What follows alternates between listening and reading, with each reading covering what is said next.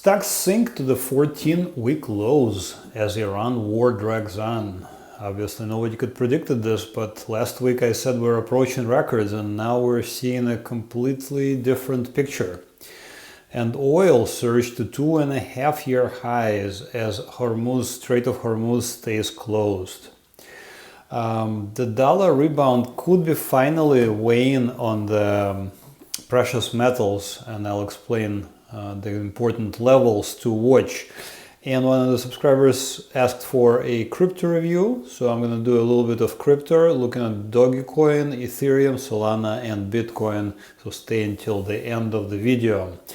All this and more in today's edition of MasterChartsTrading.com market recap for Friday, March 6, 2026. As always, please remember to hit the like button, subscribe to this channel, put a comment, even a hearts or a thumbs up or any kind of comment really.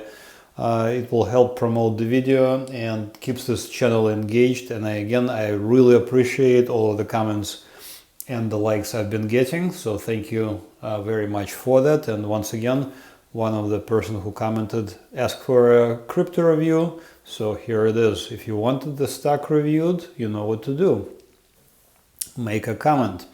If you're not yet a subscriber, consider signing up. We'll be covering many, important sectors in the members only video, as well as quite a bit of large cap stocks and just a few of the speculative securities. So most of the action we'll be seeing is in ETFs and large cap stocks. As always, I'll be using my proprietary Master Charts Trading price action indicators, which you can see on the chart, this green, blue, red, and yellow lines, and you can find out more about them by going to Master Charts Trading and signing up for them there. Okay, let's look at S&P 500 first on the daily time frame. So last Friday we ended right there where I'm hovering. Actually, let's look at the weekly chart, just a little bit more obvious. So here is the weekly chart of S&P 500. And let's look at where we ended last Friday. So there's the last Friday, the last week of Friday close. And then we opened with the gap. We did rally a little bit, so we closed this gap, but we clearly closed below the open, and actually we closed next to the low. So technically speaking, it's quite a bearish weekly candlestick. Additionally, this is a so we actually made the lower low below the week of December 15th, because the low here is at 6,720, but the low here this week is 6,710. Okay, so that means that we actually haven't seen prices this low from the week of November 24th.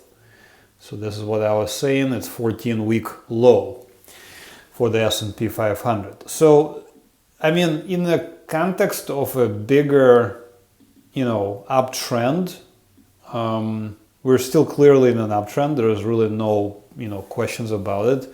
We're going to remain in the bull market in an uptrend if or when we hit this yellow line, which is currently, still quite a ways off from today's price level. So we're still looking at a 20+% drop before we get to what could be considered a bear market. I think the more important levels to watch is this first support, which is actually haven't even been touched yet, technically speaking. So the first support is only about 2% away. First support is at around 6,600 points for S&P 500. The more important, support is around the blue line, which is currently at 6,100. That one I would be watching very carefully. So it's about 8% away. And that level is usually where we want to be buying, basically. So like last time we bought around that level, we were very successful. So we want to be watching until that level is hit.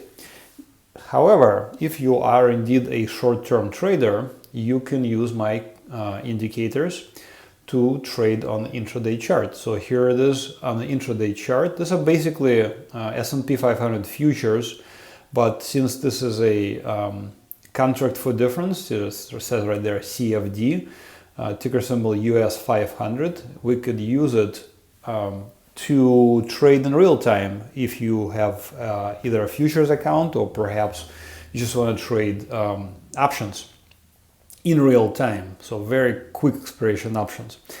So on this chart, we're looking, this is, first of all, this is a 4-hour chart. So each candlestick is 4 hours worth of activity. And you can see there's some up arrows and a bunch of down arrows, and then there's more up arrows and a bunch of down arrows. So this just shows you how choppy it has been for the past, really since like middle of January. We went up, we went down, we went up, we went down. We didn't really make any significant progress either way until this week when we finally hit a 14-week low. So notice that the latest signals were all bearish to the downside, and actually they have worked out if you are able to get in right around the red line and then get out, you know, near the lows. You could easily make some money here, especially with the leverage trade or an options trade, for example, for S&P 500 ETF SPY. You can just simply extrapolate using the options for the ETF SPY, but you can use this security, US 500 from Capital.com, to watch it live on, let's say, 10-second chart. This is a 10-second chart. So you can trade very, very small time frames. So notice, like, for example, right there where I'm hovering, you can see a breakout for this security, and this is clearly, you could have made a little bit of money here, especially with a leverage trade. We're not really terribly interested in this right this instant, but I just wanted to show you that it is possible to trade intraday charts with my indicators. Additionally, we just hit a 14-week low. So yes, indeed, we are seeing downward pressure for S&P 500, and again, we have now been trading in the levels of November of last year, so around 14 weeks back. So can this be like a rounding top? Possible. Can this be like a head and shoulders with a very funky looking head and not yet the right shoulder? Also possible. We don't see any of that just yet. We need to sort of wait until it happens, and I don't want to predict. So right this instant, the only thing that I would consider doing as far as S&P 500 is either doing nothing, like just holding your positions. Like, for example, I am still holding NASDAQ, QQQ. So I bought NASDAQ back in May of last year, and I did take some profits, actually around the same levels that prices are currently, but I'm still holding about half of my position, and my stop is still somewhat away from the price action. My stop is currently the blue line. So that's one thing I would potentially do, is to just hold my positions until or if we get stopped out. Alternatively speaking, if you want to really trade something like intraday, you could, once again, using my indicators and using, for example, a 4-hour chart or a very, very short term chart, like, for example, a 5-minute chart. You can totally trade on 5-minute chart, not a problem. So, for example, you would have been selling right there where I just put a label. Because you broke below the red line, you sell it at that line, and then you make a nice profit going down. So you could do some of those things basically. It's just not. I'm not saying that you are limited to daily charts. Well, I like to, trade on daily charts because I like to hold my positions longer. Because I normally hold things like dividend-paying equity, or at least ETFs that pay dividends. Because we can just sit in the position for a while and really do nothing. So to return to our S&P 500, once again, I would either hold or potentially maybe take some profits just to save, be on the safe side. But probably the best thing to do is to just do nothing and wait and see what happens. It's really quite one of the best strategies in the stock market. Of course, the news this week, I'm not sure, honestly, don't know how to react to it. I'm just going to say it as news of the week is, of course, attack by United States and Israeli forces on Iran, and of course retaliation of Iran, pretty much everybody in the Middle East. Pretty scary news, honestly. To me, it's like I am literally losing sleep over it because I'm worried about the contagion, and this contagion could be quite bad if things don't work out. And usually things don't normally work out, especially with such risky undertakings. So let's just take it one day at a time, keep this channel more towards the financial and stock market orientation. So let's look at this from a point of view of vacuum. We're just looking at this chart, without any preconceived notions. So this is crude oil. Let me first look at it on a weekly time frame, and I will explain why my position has radically changed. So up until very recently, we were making, first of all, we were in a bear market. How do I know we were in a bear market? Because we entered the bear market where I'm hovering in May of last year. Crude oil has closed below the red line and pretty much hasn't really closed above the blue line ever since. So what we're looking for is opportunities to sell it. We were looking for opportunities to sell it short. And those opportunities really appear around the red line. So for example, the latest opportunity to sell short crude oil was right there where I'm hovering, and right there.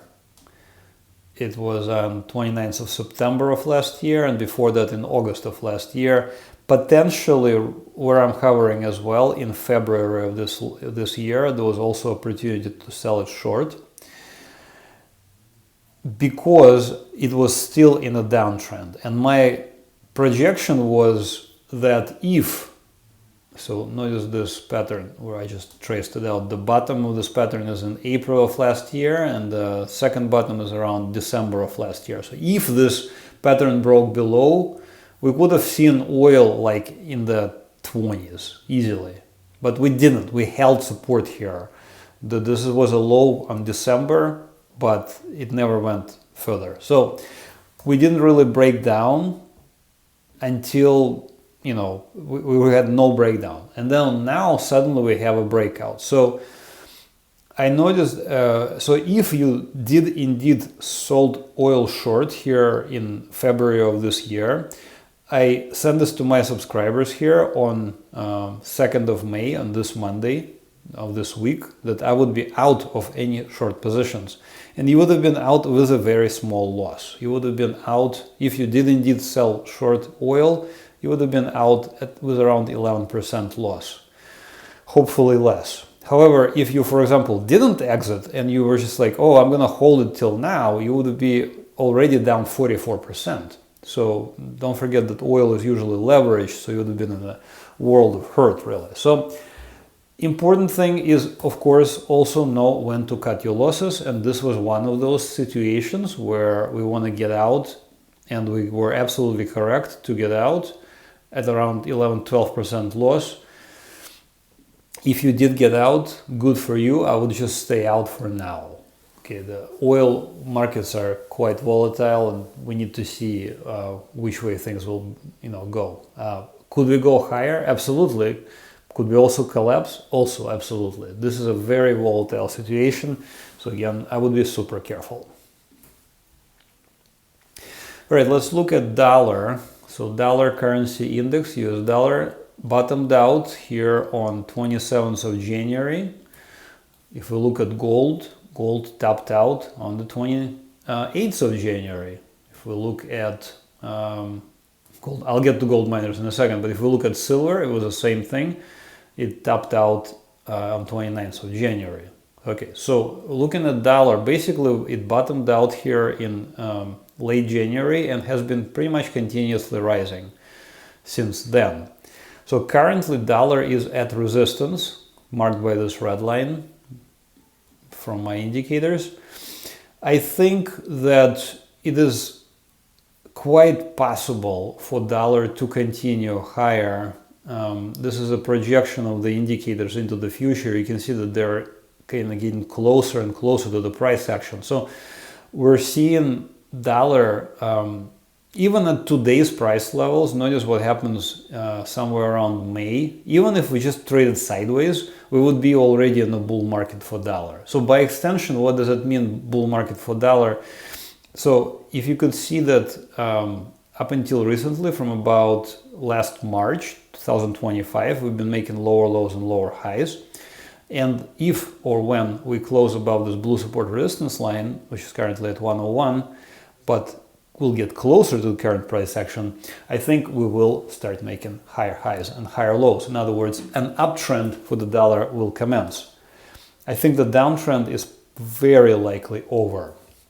We're seeing this in the pressure on the precious metals. Like I said, gold did top out, hasn't yet regained the new highs, although we are somewhat close.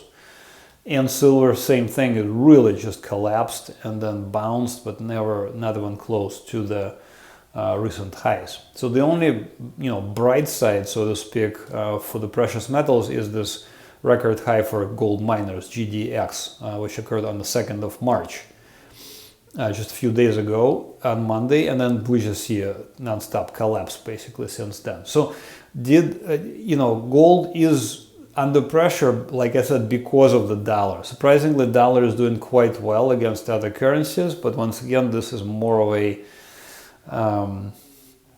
relative situation. As the dollar is relatively doing better to other currencies.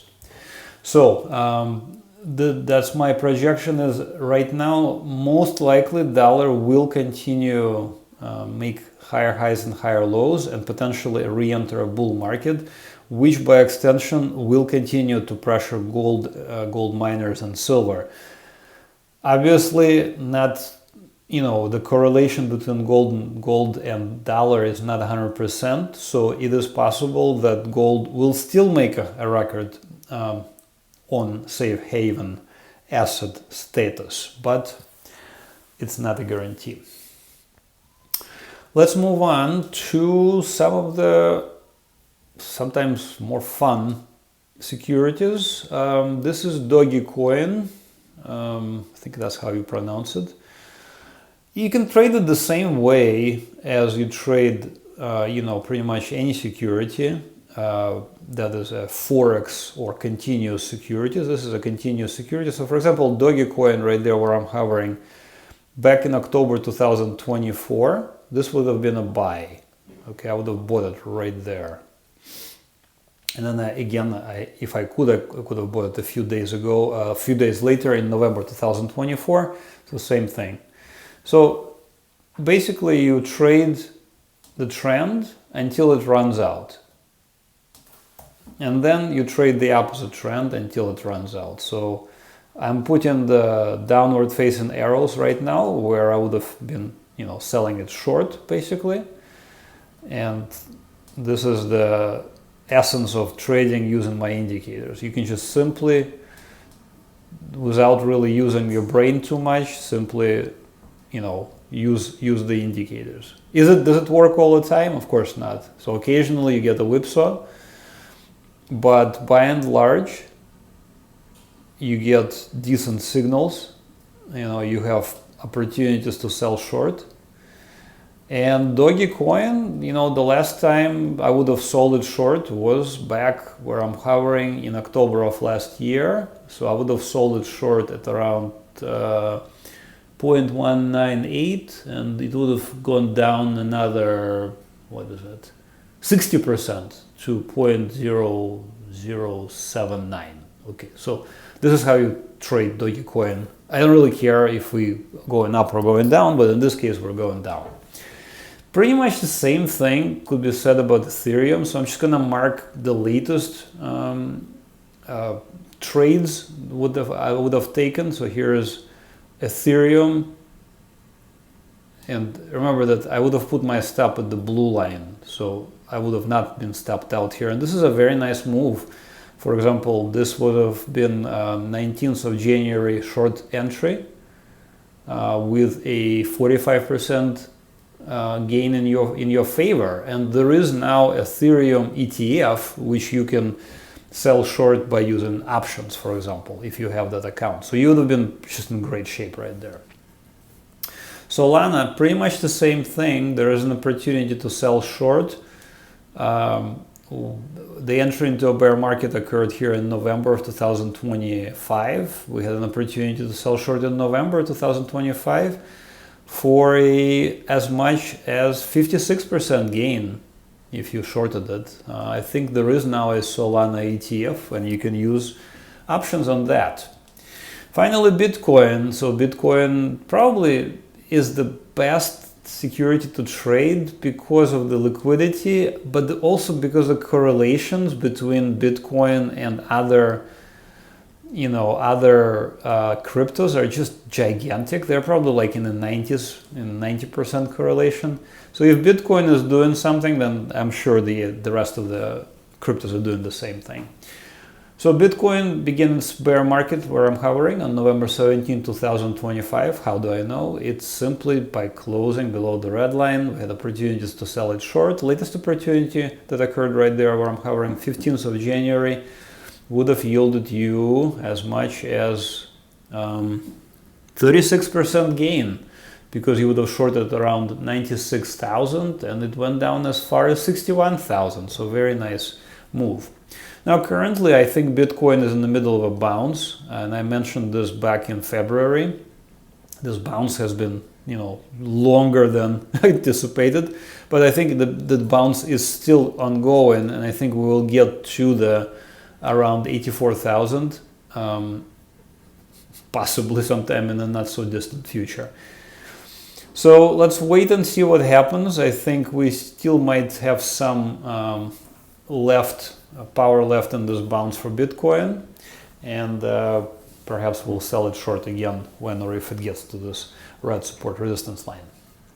All right, head over to MasterChartsTrading.com, click on sign up. So again, I have the indicators for sale. These indicators, which you can see on this chart, this green, blue, red, and yellow lines. I am working on converting them to the following platforms: MetaTrader, Sierra Charts, NinjaTrader, and possibly Interactive Brokers as well. So this is all in the works, but hopefully very soon, yes, they will be available for another platform besides TradingView.com. Right now they're only available for TradingView.com, so you can sign up for TradingView.com, which is free.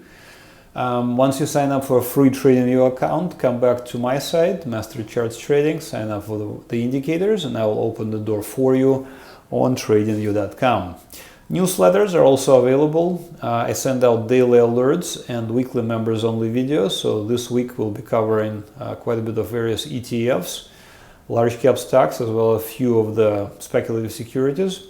So sign up for that, and I send out again daily alerts and weekly members only videos. All of my packages come with free 7-day trial, so you can have evaluation period. Yearly plans are available. They are at 2 months free compared to the equivalent price for the monthly indicators. And again, free 7-day trial with all of them. That's it for this week's recap. Please don't forget to hit the like button, subscribe to the channel, make a comment. Thank you for watching. Have another great trading week. Bye-bye.